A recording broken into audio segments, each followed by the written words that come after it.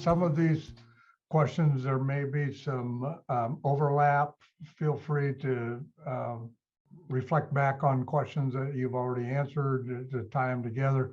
But the next question is, please speak to us about the process that was used to arrive at the point you are with land acknowledgements now included within your organization. Some of you have already talked a bit about that, but maybe dig into that a little bit more, moving from the why and the how to now the process, the steps that it took to get from before it was occurring to now when it is occurring.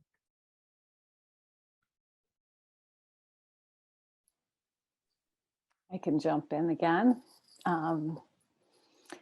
So with the Braveheart volunteers, we're a pretty small nonprofit, and it's it's a really wonderful board, and quite a diverse board, which I think is making us stronger as an organization. So as I mentioned, we had just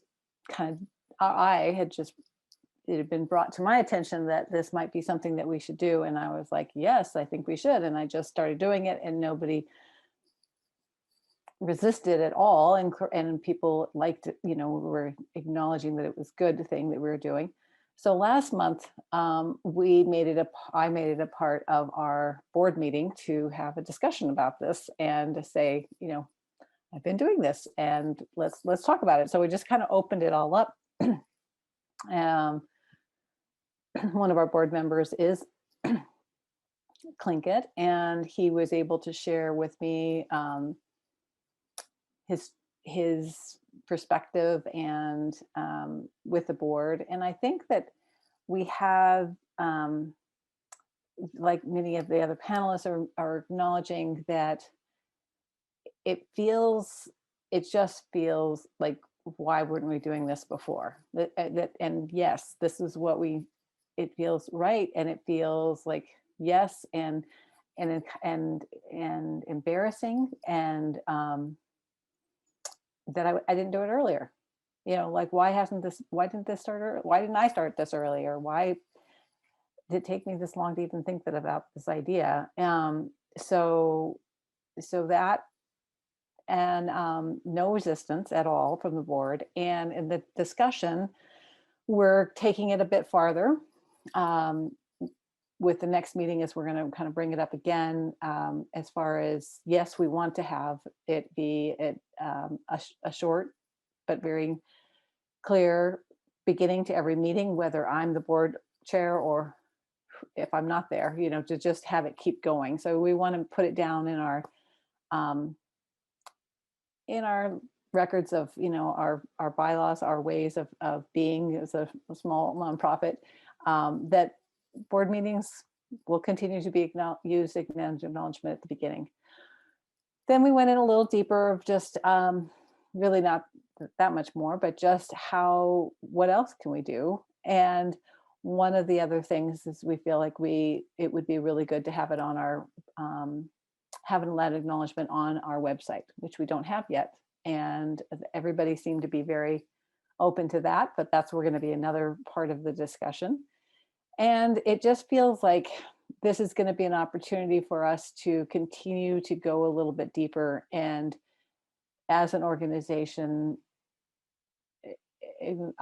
take some time to have a discussion and to talk about what are some other ways within our community and our services that we do provide, that we can incorporate this, whether it's a land acknowledgement or just kind of incorporating it more deeper into the organization. And what Braveheart does have, it's a Tlingit name, and it was given to us, and it feels really strong that we need to continue to really honor the people that have always been, the people from here, the Tlingit people, and just making that, going a little bit deeper into our organization. So I'm not quite sure what that's going to mean yet, but that's kind of where the discussion's going. And it feels good to just have it opened up and have it be part of this discussion. And like Kevin mentioned, you know, having this be routine, and kind of keep on going, but also be fairly simple, because it really is just a time to acknowledge and to thank and Gunashtish that we are on this beautiful land that has been well cared for, and being appreciative for what has come before. So that's all. All right, thank you, Michele. I kind of spoke to some of the process earlier in my first comments, but one of the things that was important to me and that I did a bit of outreach for was going out into the community and talking to different people about this, and then also obviously our public process with the assembly and adopting this. This came up for 2 different readings, so we were able to take in public input. The public input we did receive was overwhelmingly in support of the addition of the land acknowledgement. I think one of the important pieces of any piece of legislation, obviously, is gaining that understanding where the public stands. And we got not only in-person input, but also quite a bit of email support for adopting the acknowledgement and the language that was within it. When I was, you know, in process of putting together the language, looking around different places in the country was important, obviously, but also kind of looking within, you know, our local community and just seeing what other organizations have taken on as you know, their levels of importance or their acknowledgements of how it was, I guess, just all structured. It was interesting to be able to look back and see the process from the school board standpoint, and the input that they received from tribal council. It was asked at one point during our deliberations if this specific language that we were considering was taken to council as a whole, and it wasn't.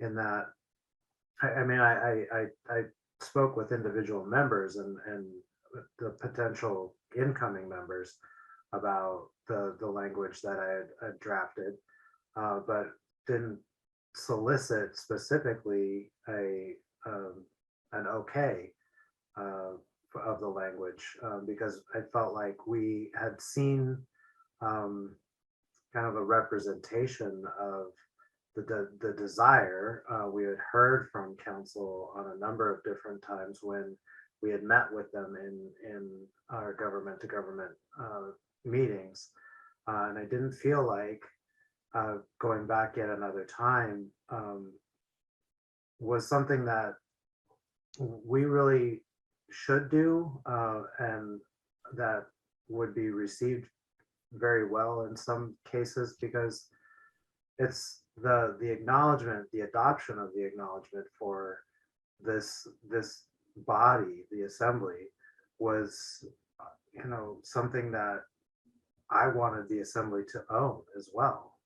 I thought it was important that they, you know, understood and really owned the acknowledgement, the gratitude that we share with working with our co-government in this place, and then that acknowledgement extending beyond, yeah, like kind of like what Doug pointed out, extending beyond the history of just our seat, the city and Sitka's seat of government, to the ownership and governance, I guess, of this land before us. So I think it was an important piece of that, was to just say, you know, this is the language that we are putting forward because we respect and we own, and we will guess I just don't know how to put it. I guess we will continue on with this, and we will honor and respect the people that we exist with here now. Great, thanks, Kevin. I'll go next. So, yeah, it's the process for, you know, coming to our land acknowledgement. You know, when it comes to the history of Alaska and the history of the school system within Alaska, you have to really look at, you know, what has happened in the past, especially for me. You know, Alaska, you know, you have the arrivals of the Russian people living in Sitka. We know quite well the presence of the Russian American company, and you know, I think we have all people know the history of Alaska to some extent living in Sitka, because quite a lot of important events happened within Sitka. When it comes to the school system, when you look at history, you have the first Organic Act of 1884, which created the first quote unquote court.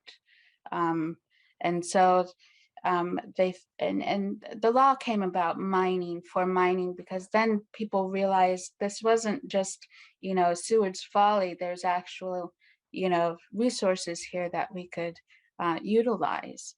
And so when it comes to the history, the first Organic Act was kind of the first beginning of many different happenings that led to the formations of Sheldon Jackson becoming the first general of education within Alaska. We had the first boarding school here in Sitka. And so when it comes to the school system and the history of the school system within Alaska and how it was formed and why it was formed, and that ideation of why it was formed,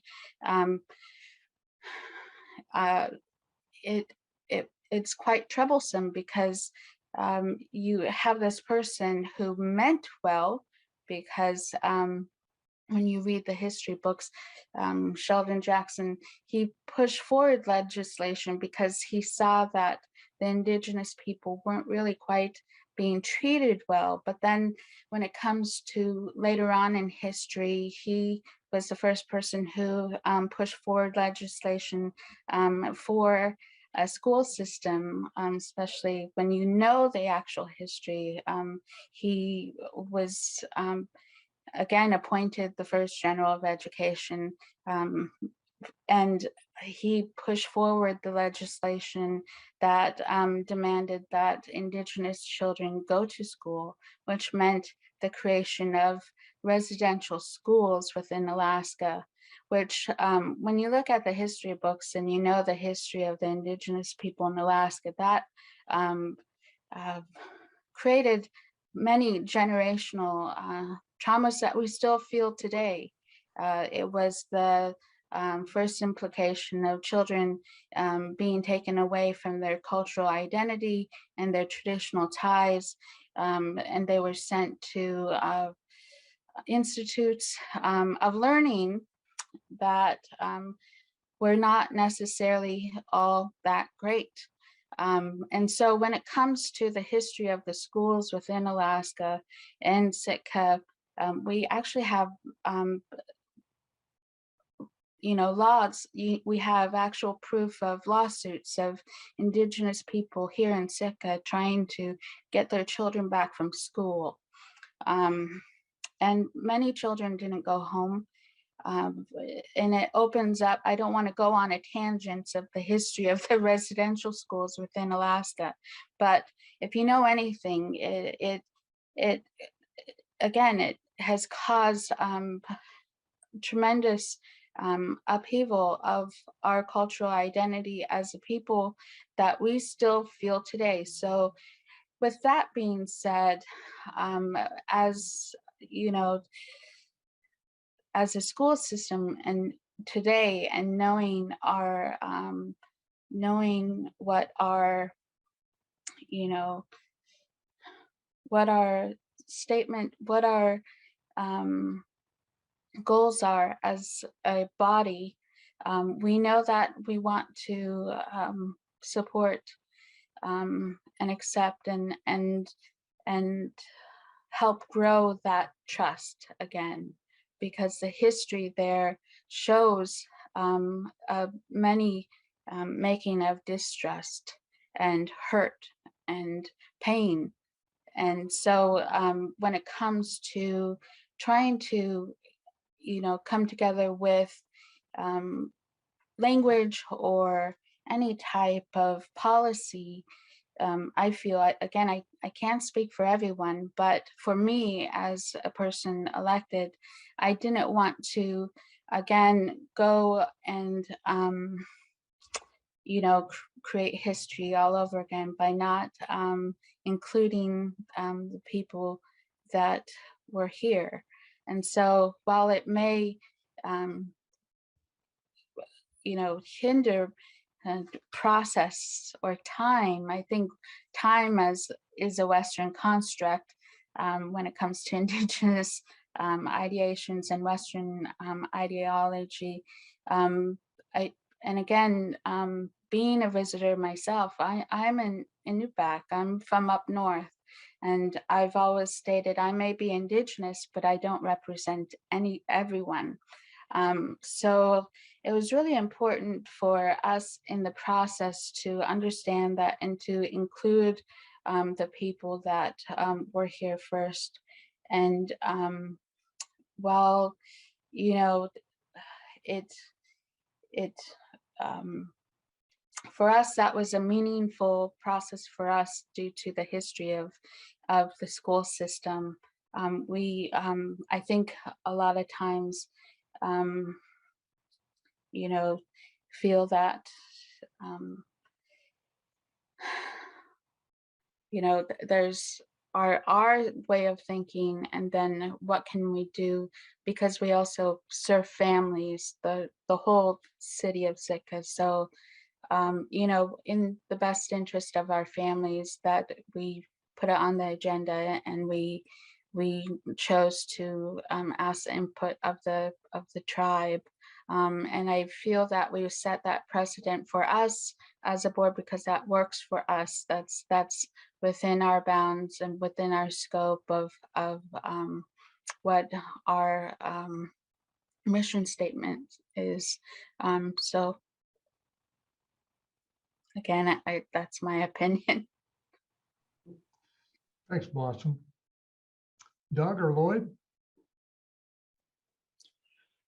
So for our Health Summit Coalition, somebody took a stab at it. Somebody wrote, and there's a lot, if somebody's watching, you can see websites and you can hear at assembly meetings and school board meetings, and so you can hear a lot. But at the end, somebody in the group wrote some things down and then took it to the full group. And then we had Indigenous Peoples Day at UAS in 2019, and we had little slips of paper and we gave them out to people and said, these are some words that our diverse group kind of all agreed that this was the land acknowledgement we're going to use for today, and you're welcome to use it. It's kind of open source.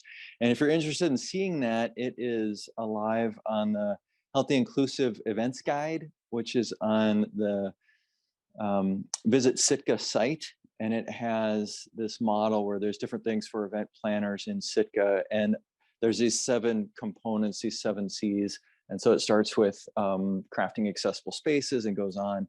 But with the culture responsive from start to finish, it has those words there. It's important too that I think a lot of the land acknowledgements kind of the intent and where you're coming from. And so it's not really about getting every word perfect, but more getting that intent that we want to start with respect. And then I'll end by saying that another advantage to doing that is that it's a very strong contradiction to a very prevalent pattern of Native erasure. And Native erasure is that same thing I was talking about earlier, where history started just in 1492 or 1776 or 1867, where we're not honoring that Native people are here now and have been here. And so I think the land acknowledgement, part of the reason that we did that is that our niche is creating a culture of health. And in a culture of health, you are honoring everybody. Of course, you're honoring the people that have been here for 10,000 years. Of course, you'll do a land acknowledgement, but it does give a really powerful contradiction to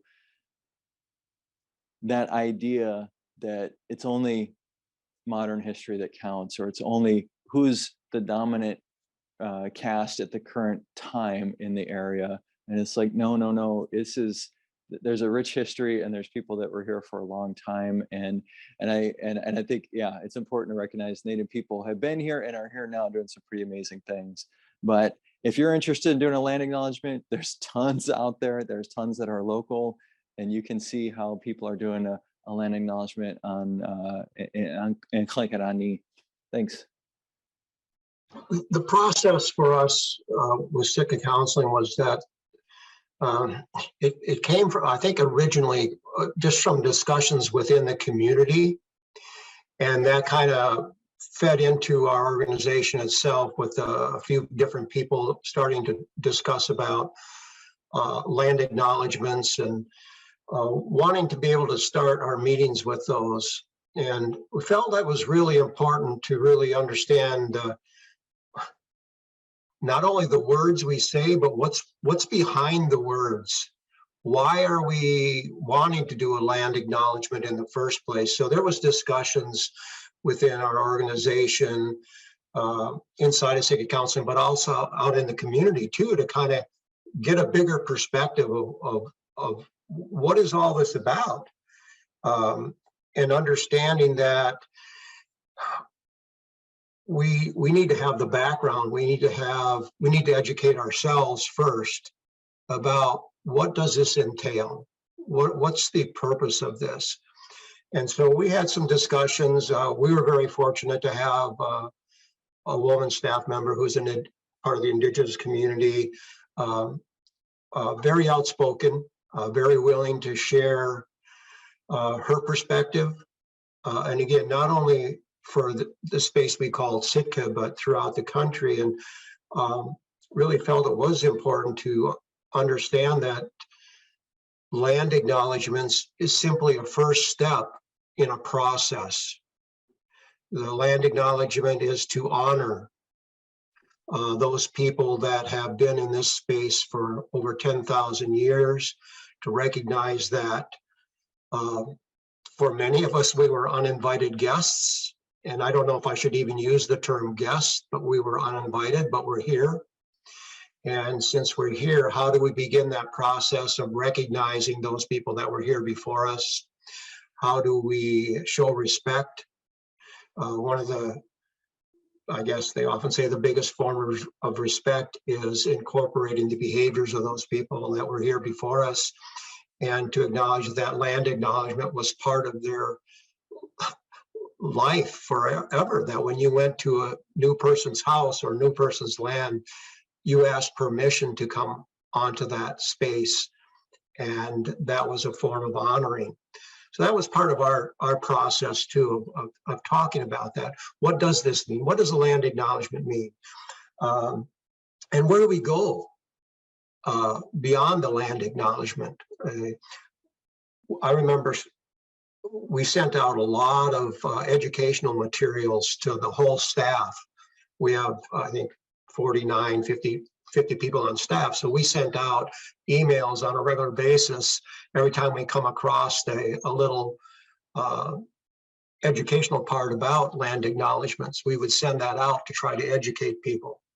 Because again, we could say the words, and that's easy. That's the easy part. But what is beyond the words? And that's where I think, I talk about land acknowledgements as being the beginning part of a process. We need to complete the process. And there's a lot of that, of what entails that. But it just came about through a lot of discussions and a desire and an acknowledgement that we are on Tlingit land. And how do we show respect and honor for that? Great, thanks, Loyd. You set us up for the next question, and several of you have made some allusions. Michele, you spoke about it as well, about next steps, about the beyond land acknowledgement.